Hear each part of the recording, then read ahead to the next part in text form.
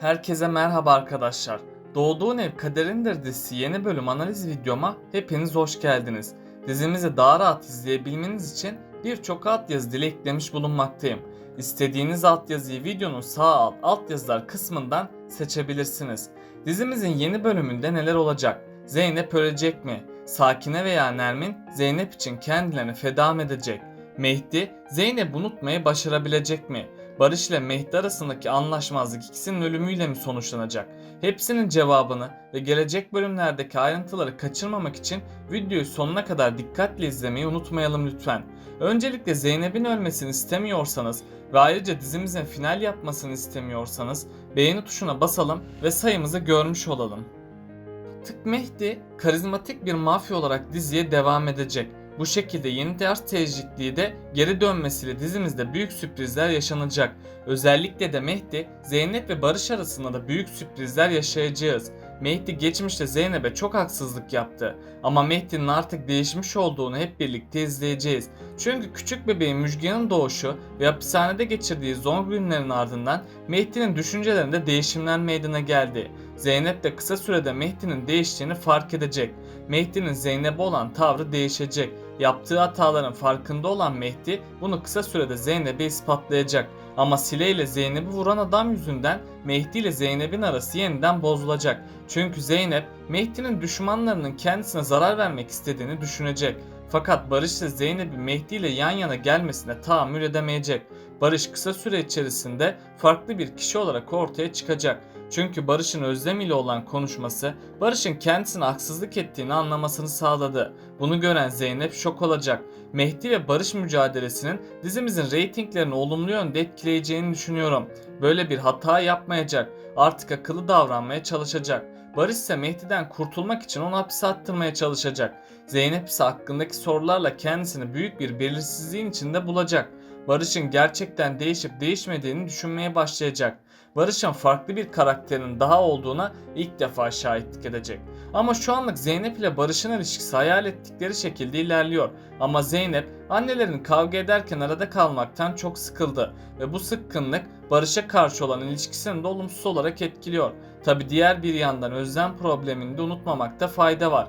Özlem de elinden geldiğince Barış'ın hakkını karıştırmaya çalışıyor ve son konuşmasında da Barış'ın hakkına girmeyi başardı.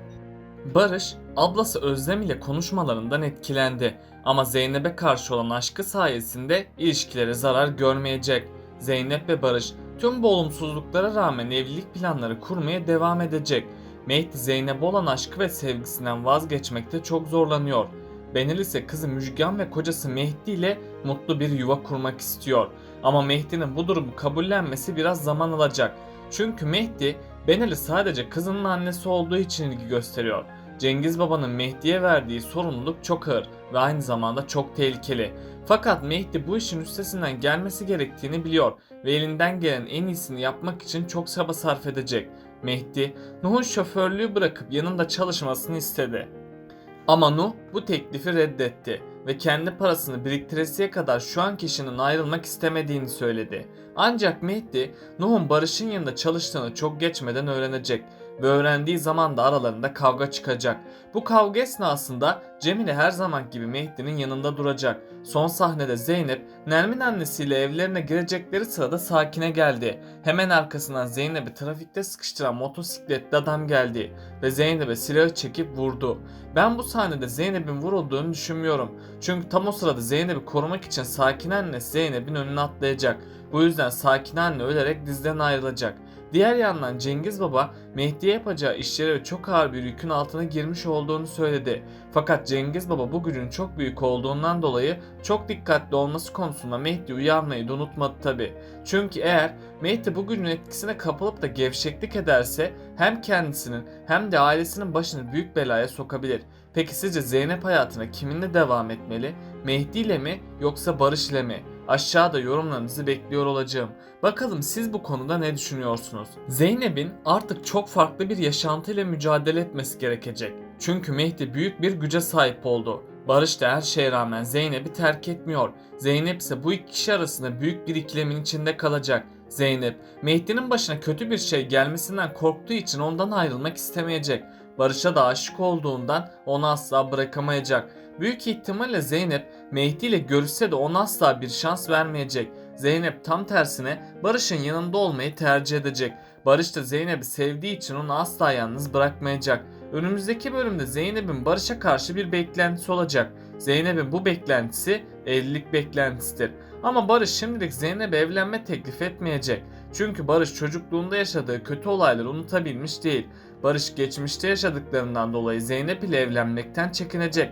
Zaten Barış'ın önceki evliliğini kısa sürede sonlandırması bunu kanıtlıyor. Çünkü Barış günübirlik ilişki yaşamayı tercih ediyor. Hatta hatırlarsanız Zeynep ve Barış önceki bölümlerde bir konuşma yapmıştı. Zeynep, Barış'a neden eski eşinden boşandığını sormuştu. Barış da işkolik birisi olduğu için kendisini terk ettiğini söylemişti. Büyük ihtimalle Barış önceki eşini başka bir kadınla aldattığı için ondan ayrıldı. Bundan dolayı Zeynep'in çok dikkatli olması gerekmekte. Çünkü Barış Zeynep ile evlenmek istiyormuş gibi gözüküp onunla sevgililik hayatı yaşayacak. Daha sonradan Barış Zeynep ile işi bittiğinde ondan ayrılacak. Zeynep de aldatılan taraf olacak.